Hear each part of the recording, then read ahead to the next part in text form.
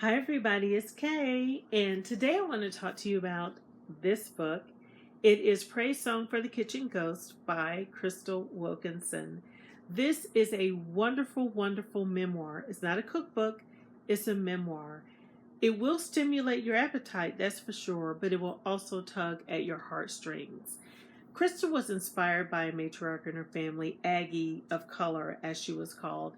And Aggie was a free black woman who was married to a white man, even possibly secretly, but she was married to a white man named Charlton.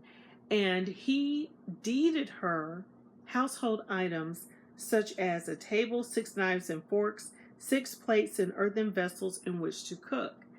And, even Crystal was saying, why did he feel the need to deed her these simple household items that she would have used every day? In my mind, my thought is it was a true gift of affection and love, because black people in those days didn't own anything, not even themselves. So for him to deed her these household items that could be used to nourish and take care of her family was a wonderful thing. But Aggie learned how to cook. She taught her family, and the tradition was passed on from generation to generation. And Crystal learned a lot of cooking from her grandmother. She would follow her grandmother around with a notebook, taking notes on greens that they could eat, greens that were poisonous, so on and so forth. Notebook full of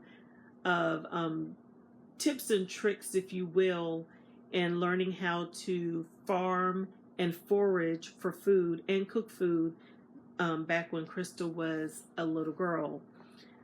I love how she talks about her family and her upbringing, the traditions, the heritage, cooking as it related to not just her family, but the community and her church, and how cooking became such an extraordinary part of her life. And she takes us from the time she's a little girl, learning how to cook, and growing up, learning how to make dumplings and greens and all these kinds of things, all the way through the pandemic, where she unfortunately had to cook with her children online through video chat because everyone was separated because of the pandemic. And it's just a wonderful story, and it was just so enjoyable reading this book. But I also got to meet Crystal.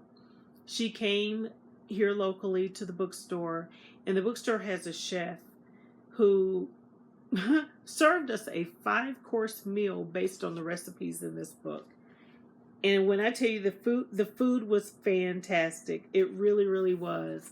I'm going to insert some pictures and video at the end of this review, but it's a great memoir. I want to read this to you from Crystal. We cook, we share our food, we heal. I know that women in my family have been kitchen ghosts for centuries, peeping over the shoulders of our daughters and granddaughters and sons and grandsons, saying, just a little bit more, turn your fire down, not too much salt, please have some, we have plenty. It's amazing when you're in the kitchen with your aunties and mama and grandma and everybody growing up, and everybody's cooking and talking and laughing. You may glean some things from them just by watching or just by what you hear. And now that, at least for me, most of my older generation of family are now deceased, sometimes I wish I had spent more time actually saying, show me how to make that. Or the times my mom tried to teach me how to cook, actually paying attention.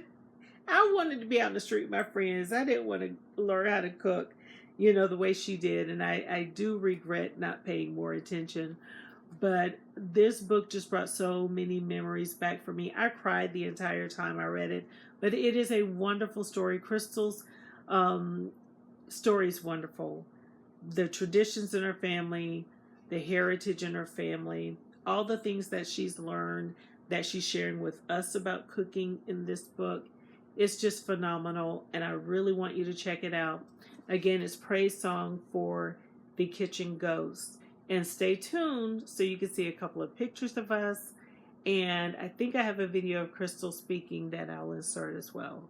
So until next time, everybody, keep reading. Bye-bye.